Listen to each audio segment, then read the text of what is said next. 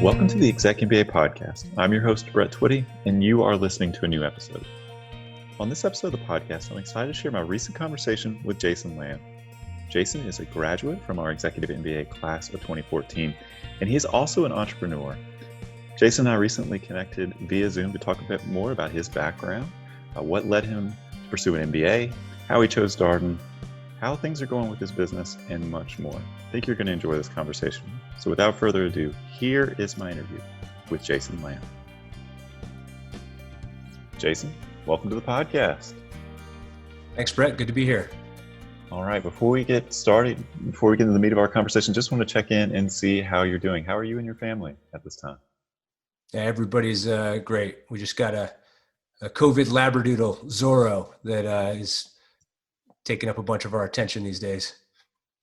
The pandemic pet movement is real. I'm always curious as to how people end up acquiring their pet. Sometimes it's a lot of pressure from the kids. Sometimes it's companionship. Ultimately, what led you to think this is the time to get a labradoodle?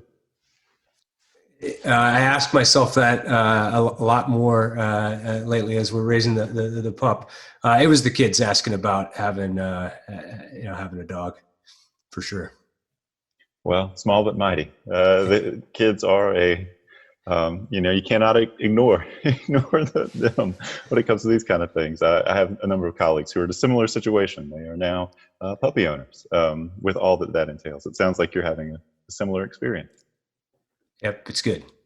Well, great. Well, thank you so much for coming on the podcast, and it's nice to have you here. It's great to catch up. It's been a little while, so this could be a chance for you to tell your story. As I mentioned before we getting started, one of our favorite topics here on the ExecMBA podcast is entrepreneurship. It's a topic we've featured a bunch of conversations about. We've had a number of student founders, a number of Executive MBA student-related ventures here on the podcast. Excited to have you here as well. But before we get to your business, let's talk a little bit more about your background. What did you do before coming to Darden? What was your nature of your roles, and how did you ultimately decide the decision to pursue an MBA? Well, I was in the Navy for 21 years, and when I made the decision to come to Darden, I was a Navy SEAL, actually in the middle of my command tour at the time, and in charge of a lot of technology innovation efforts. And I wanted to carry that through as I was looking towards retirement in the next couple of years. I talked to a number of military candidates in the course of my work here at Darden, and I'm curious, you probably did you ever consider other graduate degrees? Sometimes I talk to folks who were thinking about many different paths and ultimately say the MBA is the right one for me. How did you decide that the MBA was in fact the right step for you? Did you consider anything else? Yeah, I mean, I've been looking at MBA. I've been interested in MBA for a number of years, and I think a lot of what led me to Darden was following the path of other veterans that had transitioned and had been successful, and a number of folks that I knew, trusted, respected had gone the path of an MBA. One in particular, John Dowd, was a Darden MBA, also a SEAL who started his own company. So I look to follow a similar path. We've been fortunate to have a number of SEALs come through the program. I will say that recruitment experience of talking to another SEAL who's doing the program, that's a very familiar one for the SEAls that we've had. They've mostly talked to other SEALs who were doing the program and said, hey, this is something you should think about. That personal recommendation, word of mouth, can have a lot of impact for folks. Yeah, it's a small world. My assistant platoon commander, Brant Feldman, just finished up, I think, a year or two ago as well. So I've known a couple of the guys coming through the program. One of the things that we oftentimes hear from military candidates who are in the process of separating and coming to Darden is there's always this, I don't know what I don't know yet. I also feel like I have gaps. I haven't perhaps had exposure to traditional business topics. That's not unusual. Many of our incoming students have not taken accounting, finance, these kinds of things that you're absolutely going to see in the core curriculum here at Darden. Did you have those feelings? Was that something that you thought about prior to starting the program? I'll tell you, getting started in the program without any of the base lexicon of business. It's a pretty steep learning curve. I remember vividly in one of my first accounting classes where the professor was talking about an income statement, and then later in the class he started talking about the P&L. And I was so confused because I had sort of gotten a handle on what the income statement was, but this P&L thing I had never heard of before. So, I'm on the Google machine looking to figure out what a P&L is, and a couple minutes go by of missing all the core learning just to realize that they're the same thing. So I had many of those kinds of experiences as we got started in the program. So certainly it's a steep learning curve up front, but Darden does a great job of assimilating folks from varied backgrounds into the program. Well, that was where you started. You have graduated. You made it through. How you learned a few things: income statement, profit and loss, these kinds of things. I wonder, how did you adjust? Did you lean on classmates, learning team? I think this is part of the Darden story, but I always think it helps for people to hear how individual students navigate these learning curves, because it's true for everybody. Everybody comes with learning curves. Yeah, I mean, I think that's one of the best things about the Darden program is their ability to organize and develop teams in the same way that you'd want to do so in the private sector. And frankly, that's a lot of what I enjoyed about the program is there's similarity in how the SEAL teams put together cross-functional teams to work together. Now in the Agile consulting work that we do, a lot of it's around how you develop cross-functional teams that are attacking complex problems to share each other's knowledge. So, I think that team construct is critical to cross-leveling knowledge and helping folks get through the program. Absolutely. And for our listeners who are less familiar with the learning teams, it's a 5 to 6 person team that's put together by the program staff, working closely with the admissions team, thinking about background, academic, work experience, what kind of perspectives you would bring to the conversations you would have in that small team, and trying to blend in MBA parlance, poets and quants, so that you have some people who can help you with the quantitative end of things, but you also have folks right there who can help with the qualitative end of the classes that you'll be taking. In the nature of the core curriculum at Darden, well, it's all of those things. You get to take electives here too, but certainly you'll take things like decision analysis, global economics, accounting, finance, very early on, just like you'll take leading organizations, management communications, things that are perhaps a bit more on the EQ end. But of course, all of this is communication based because it's case method, so you have to explain even in classes like accounting and finance. So Jason, did you come to Darden with an idea of what you wanted to do career-wise, or was that something that was still taking shape when you matriculated? Yeah, I think I had the idea of being an entrepreneur coming into the program, but I don't think I truly understood what that meant. So I did use the Darden experience to help inform what my career transition would be like, and it was certainly hugely influential in helping that take shape as I transitioned from the military. It's interesting talking with folks who became entrepreneurs or were considering entrepreneurship. There's a few different paths to it. There are students who have always had this as a goal, and they knew that this was something that they wanted to do. They wanted to work for themselves. They had an idea. They were just waiting to have the requisite training or experience to move forward with it. There are other people who would tell you that they never thought they would be an entrepreneur and became entrepreneurs, and still are somewhat surprised that they're doing their own thing. But it's, they've grown into it, and they really very much enjoy it. Where do you fall in that? I mean, had you always thought about doing your own thing? It was just you were in the military and now this is an opportunity, or is it something that kind of came to you at a later point?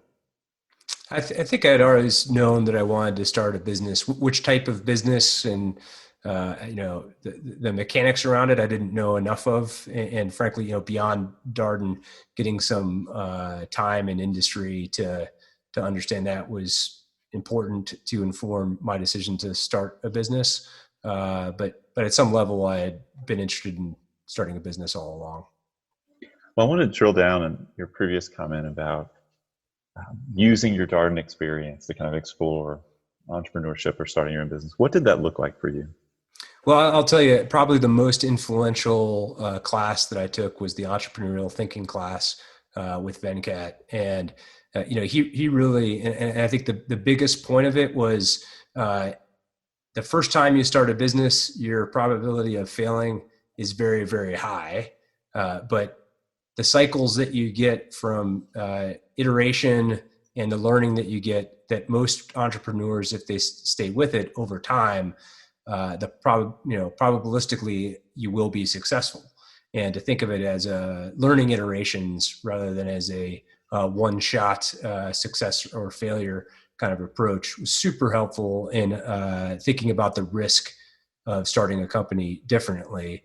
And then additionally, so, one, he's an inspirational professor, but I had the opportunity to do an independent project called the Hard Yards, which is the name of my company today. And Hard Yards is not a landscaping company. It's a company that's designed to help organizations with digital transformation, product development work. We do both training and consulting. But foundationally, it was a project working with Venkat on how to help the Special Operations Command with technology innovation and technology transition. And through that work, it helped inspire what now is the Hard Yards consulting agency. Where does the name come from? I wondered about this.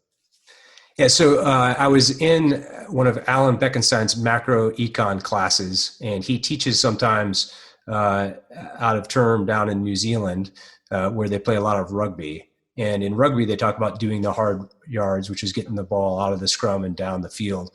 I'd never heard of it before, and I started to look into the background of the term hard yards. It's used for when farmers plowing a field to plant seed, to start a new business venture. There are all these different derivatives of doing the hard yards. But originally, the term came from days of tall ships, and being a former Navy guy, this resonated with me. When a crew is working on the highest yard arms of the mast to get the canvas up to the highest, to the top of the mast and the highest yard arms, it becomes increasingly difficult.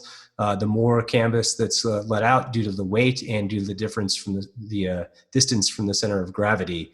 And so that's called doing the hard yards, is that very last bit to get the thing to done. And in technology transition, whether that's commercial and this pre-commercialization gap, getting something from prototype into the market, or in the federal context of getting something to a program of record, they talk about the valley of death. I use the hard yards to explain this valley of death from getting something from prototype, into the market. That's interesting. Gosh, works on so many levels. It's a powerful metaphor. It sounds like your idea, when you initially started working on an independent study, has it evolved to where you are now? I mean, seems like it was originally focused on perhaps the special operations community. Well, there are three components of that thesis. One was sort of collaboration cell to understand what's changing in technology.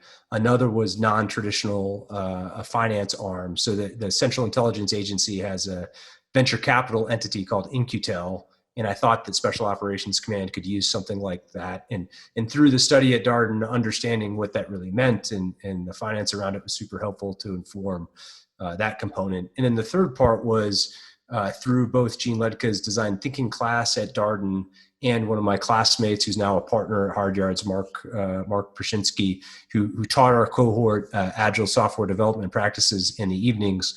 I got exposed to these digital product management best practices that I had seen were completely absent in government.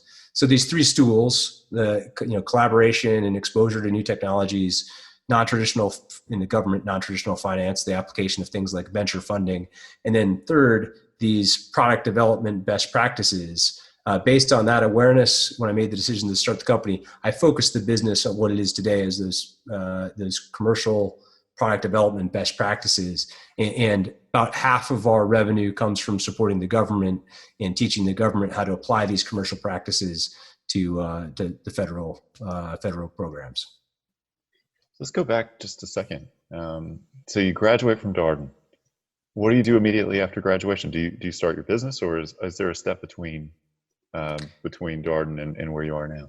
For most transitioning veterans and particulars, it's such a big transition that taking some intermediate steps. That was my decision. I felt it was very helpful.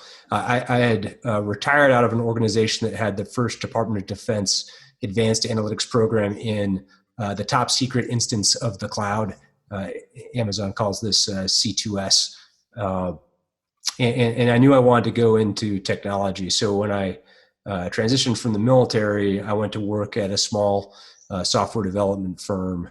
And I knew the company I wanted to start would have something to do with, technology and software. And I thought getting some, learning how the business is run, learning how to work with software developers, learning some of those core skills would be hugely important around knowing how to run and manage a business doing the same. I want to pick up a little bit on your interest in technology, because I'm going to speak very much as a layperson here. When we think about SEALs and we think about that work, we tend to think a bit more about the physical end of things, I think. We carry heavy things. Well, you certainly know about the training that people go through and just even the screening process and all the physical hardship. You think about that, at least personally, I don't necessarily think as much about the technology, although I have to believe that there is a tremendous amount of technology at their disposal. What got you interested in technology? Was it the course of your career as a SEAL, your time in the Navy? Is it always something that you've been interested in? Well, I've always been a little bit of a technology early adopter, all the way since at least college, if not before, and through my career in naval special warfare, I would look for opportunities to introduce new technologies. So part of that's just me and my background, but certainly in special operations, the military in general, technology is an increasingly important tool in national security. So I happened to command a team that had all our technical collection capability. It had the small drones, unmanned aerial systems, technical collection capability, special comms capability, and we would exercise that capability in operational scenarios each year in a interagency exercise that we ran on the East Coast. And that's where I really started to wrap my arms around these technology transition issues of how do you get these new emerging technologies, back into national security. And on that, it's been a pretty big trend where previously it was Department of Defense that was investing the research and development dollars that would be adopted by commercial markets. And over the last 30 years or so, that's completely flipped. And now it's the commercial markets that are driving technology change. That's interesting. So, because you think about anything like, say, the internet, for example, where did that start? Well, apparently just up the street from where we're located in Roslyn, if you believe the sign that's right across from the district taco there. At least the early version of the internet. So you're working for a small software startup. It sounds like you came there with very real intentional reasons, learned some things, continue to develop your understanding, sort of agile development perhaps. Was it that experience? Yeah, well, that and more. So the first software development software design firm I went to failed in the federal space about 4 months after I got there, and there was a series of sort of M&A activity around this failure that they ended up closing shop and laying everyone off to reset to pivot towards the commercial market with the intellectual property that they had developed. So I found myself very quickly looking for the next thing. So I got that experience of shutting down a small business and really the vulnerability of a small business. And then to land in another analytics firm that a week after I got there was being acquired and was going sort of the opposite path of, and about a year or so after that was acquired again, and sold from the private equity roll-up that it was a part of. So I got to see this perspective of small business largely failing and how leadership managed that, which was, I wouldn't trade that experience for anything. It was great to some people, or I guess, are fortunate enough not to see that, but for an entrepreneur, learning what failure looks like is just as important as learning what success looks like and how to handle it. And then seeing this M&A roll-up strategy, how that looked like really helped, sharpen my view of finance. And I took Michael Ho's M&A class at Darden, and it was great to see this play out in action. And as a result, I keep my toe in the finance market. I'm currently advising a special purpose acquisition corporation that's looking to invest in national security technology.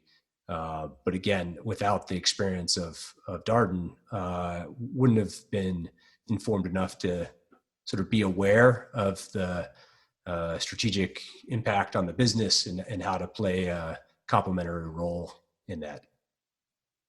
So lots of good points in terms of the classes you took. We've heard about entrepreneurial thinking with Venkat. You mentioned design thinking as well, always a popular elective with our Executive MBA students. Of course, M&A, Michael Ho, still teaching that class in the Executive MBA program. And yes, it is still very, very, very popular with students. So you go to this firm, so you have the experience with a small startup that closes, and then you go to this other firm, analytics firm, that's going through this acquisition. So they're doing very well. Do you then decide to start hard yards, or is there one more step? Well, one of the guys, Gus Nickel, was a classmate at Darden, and we worked on the hard yards project together. He was the chief operating officer at Centera Medical Group in Virginia Beach. And he had an analytics team that was struggling and he needed some help with. So he said, "Hey, Jason, you've talked about starting this business." He's like, "Well, why don't you do it now? And I'll bring you on contract to have you help our team." And that's probably, going into Darden, there's a lot of discussion around the power of the Darden network. And to be perfectly honest, I was dismissive of it. I looked around at the talent in the class and said, these are all good, smart people. I don't see how they are going to end up intersecting my path. That was my view from day one. I'll tell you, I was completely wrong. Darden has influenced my life and my business more than I could have ever imagined. So the first contract was from Darden. The first guys that started the business with me for Darden. My ongoing partner now 4 years, Mark Prashinsky, was a classmate from Darden. I've got advisors from Darden. I'm working with Alex Callan, who now teaches at Darden. If I have questions on M&A, I still call Michael Ho. If I have questions on entrepreneurship, Venkat will still take my calls. It is amazing how influential it has been to me personally and professionally. That is a tremendous story. I will say, I was just doing a webinar last night with some of our alumni, and they were saying similar things, that they really just hang out with Darden people and they talk with Darden people all the time, and that Darden is still very much with them, even though they are no longer in the program. And maybe a little bit different than your story. They came with the idea that they really wanted to gain that community and had that as expectation. But that happens at Darden because of the case method, right? And the way that you're learning and the group of people who self-select into that. Jason, I want to stick with this for just a second. Did you have a moment while you were in the program that really kind of like sealed it for you, that you were like, you know what, I think I may have misjudged this whole community thing, or I may have misjudged this network piece? No. So, frankly, I didn't get it till after I had left the program. And my recommendation to students coming into the program is to accept that the network is going to be a huge part of their lives, and to make sure they're allocating time to develop the relationships in class. So, everyone struggles with work-life balance going through the program. A trade that I made was cramming for some of my classes while we were on grounds in between sessions. And I would just strongly recommend to people that they free up the time so that when they do have the opportunity to spend time with their classmates, they maximize that, because that may be the most valuable component of the program. That's certainly advice that we share with students as well. You have a number of cases to prepare for the weekend residencies, but you really, if you're reading around the class sessions or during the evenings of the weekend residencies, probably missing some things. So you're missing just an opportunity to decompress a bit, but also an opportunity to socialize and spend some time with your classmates. These are designed to be residential in nature. Weekends, people coming together, spending time together, investing in the relationships. I had this conversation many times on the podcast. I've yet to have somebody say, I wish I would have spent a few more hours reading cases. I think typically what people will say is, I wish I would have spent a few more hours with my classmates, because I really appreciate what a rare opportunity it was to all be together in that one place. And that tends to be a bit more of the sentiment that we hear here on the podcast. So your advice resonates, Jason, which you probably already knew that. So you classmate calls this opportunity to start your venture. It's finally here. When did you decide to go sort of full time on this path, or did it take a little while? I went full time from the start. Had the opportunity, good transition from the analytics company I was at, and I was able to convert from a full time employee to 1099 that helped offset some of the revenue. So it's like, how can you make these incremental steps? So it was fully in hard yards, but I was still spending time supporting my previous employer. And then there are times when I worked full time billing to keep the company going. So again, back to the project I did at Darden on hard yards. That valley of death starts with early stage research and development. And so I was really looking at how you differentiate from product development methods, working backwards from end users, to how do you connect that with research and development, starting at places like DARPA. You mentioned, the creators of the internet. And I was able to go work at DARPA, supporting the Special Operations Command for tech transition, while billing to hard yards to grow in the hard yards business and in my relationships in the process. But again, it was that independent project at Darden that I did that gave me the language around technology transition and how I could be helpful with that for the Special Operations Command. It landed directly in line with what I had studied at school. So again, actively billing on work, mitigating some of the risk and starting a company, and then slowly as you grow, reducing my fully billable hours in order to help build the business from there. So there are ways to mitigate the risk as you start, particularly in ours is a services business, and it's much easier to control the risk profile in a services business than product business. So let's talk a bit more about your business. So how has it evolved over time? From where you started, we've got a sense of where you started to where you are now. How old is the company, and how has it evolved and changed? Yeah, so we are about 4 years, been going on now for about 4 years. Technically started the entity a couple years prior, but actively operating the business 4 years old now. And I think one of the biggest things, and we should have done this from the start, was eating our own dog food. Is we've matured in how we apply design thinking to our own business, knowing who our core customers are and who they should be, and how our offerings fit to those core customers, so we can be more methodical about our marketing and sales process, so that we're efficiently spending energy in that cycle, so that our offerings match directly with a cohort. So really maturing the marketing and sales effort has been over the last year something that we're trying to do. And then as you slowly build intellectual property and mature your offerings, it becomes easier to communicate to the market what you're providing. So when we started, I was doing consulting back to my original company. I had this work with the Centera and the medical group, and then I'd get to do some innovation projects that were really cool for the government, but there wasn't always coherence in what we were delivering. Now, increasingly, our shot group on what our core services are is tighter, how we communicate it is tighter, and then how we are disciplined about marketing and selling it is tighter.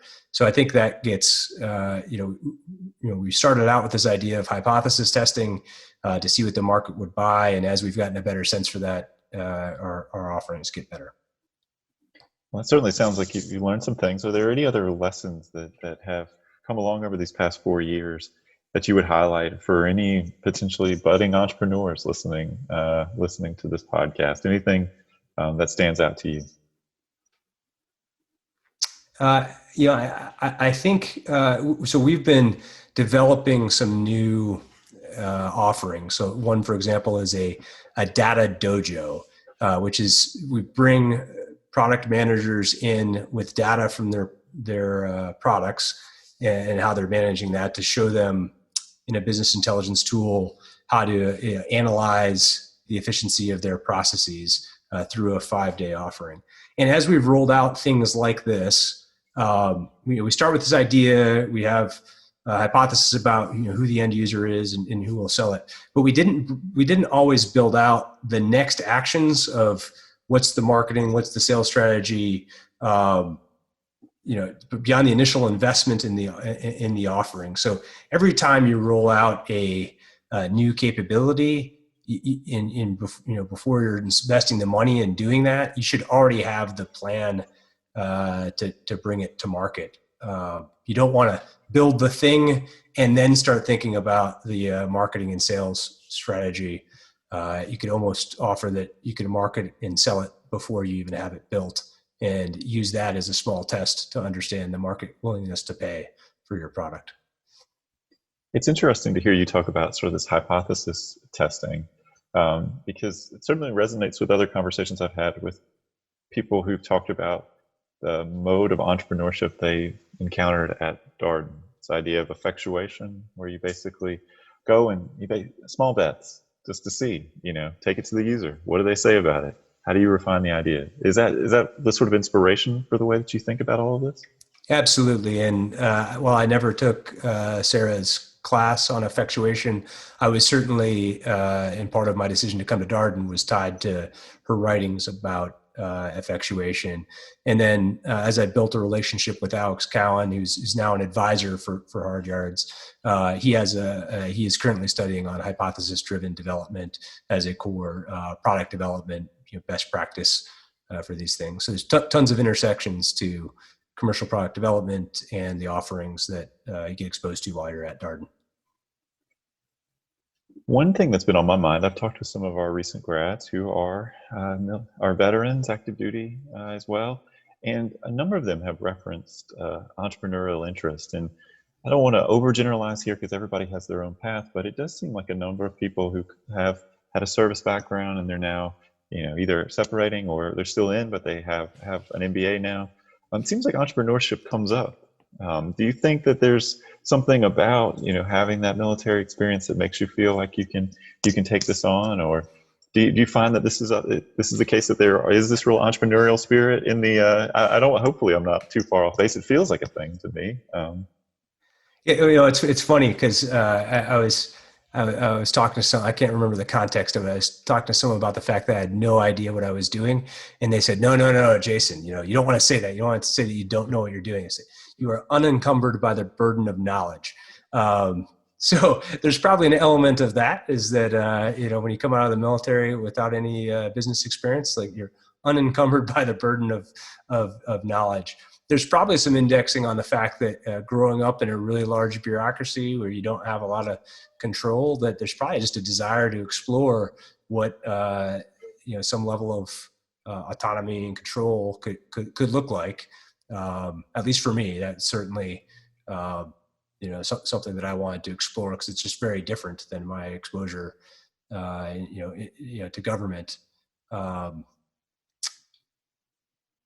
think otherwise, I think it's a pretty individually driven thing. It would be super interesting to know, and I think there are some institutions that are trying to measure this, is whether or not entrepreneurship is more prevalent from veterans or not, and then are they more successful or not in that effort. But I don't know the data. I also think about it, when people come to get an MBA, I think one of the things that we hear is that they have this sort of boost of confidence, and they may have come from that place that they were unencumbered by knowledge, but now you've got the training, you've got the discipline. to at least start in on these ideas. And you also have a consultancy available to you in the form of your classmates. It sounds like that was part of your story as well. And it still is. I still go back to classmates for advice and, to the school for, we just had a call on our data dojo that I mentioned, talking through Amit Abbasi, who's, was a professor of analytics at the McIntyre School, but now it's the joint program to get feedback was super helpful as well. So that's an ongoing value of the Darden experience. Well, Jason, one last question for you. We typically ask the same last question of all of our guests. When you talk with prospective students about why Darden, what do you highlight for them, or what's your reason for why someone should choose Darden? Well, one of the core things is the overall experience. I've got all kinds of friends that have gone to other programs, other high quality programs that are ranked well, and none of them talk about their experience the same way that I do or most of my classmates do. So I'm convinced that the offering at Darden is unique, and certainly the educational experience is. So there can be other reasons to go that may factor into your decision to go to a program. But if it's the experience and the professors focus on the learning, I don't think there's a better place to go than Darden's School of Business.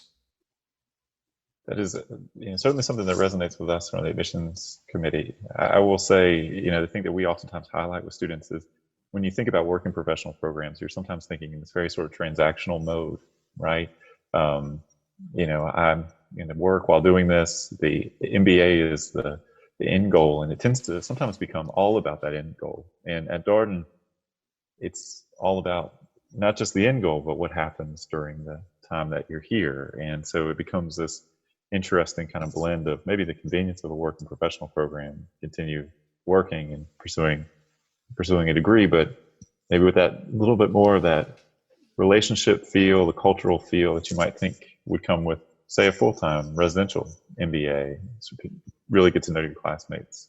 And then just another, and this is a more mechanical recommendation, but for any veterans that might be listening to the call, the GI Bill is an amazing opportunity for veterans. And the fact that Darden is a top-ranked MBA program at a state school allows the funding level to be just a tremendous value to use your GI Bill for the program. So for any vets that are in the region that are asking me about this decision, I believe it's a easy decision to make to pick Darden as a school. Appreciate your highlighting that, Jason. Certainly a well-deserved earned benefit, and Darden is affiliated with a public university, and I welcome the opportunity. If anybody wants to talk a little bit more about military benefits, we're here to help. The admissions team and obviously our financial aid team are an incredible group of people as well. So Jason, I know how busy things are for you right now. Thank you so much for taking time to come on the podcast. It's great learning more about your story, and good luck in the months ahead. Thank you. Appreciate the opportunity. Good to talk to you. And that was my interview with Jason Lamb, a graduate from our Executive MBA Class of 2014. As always, if you have any comments, suggestions, requests, anything you'd like for us to cover here on the podcast, we're all ears. We can be reached at exec, that's EXEC, MBA at darden.virginia.edu. And until next time, stay safe, be well, and thanks for listening.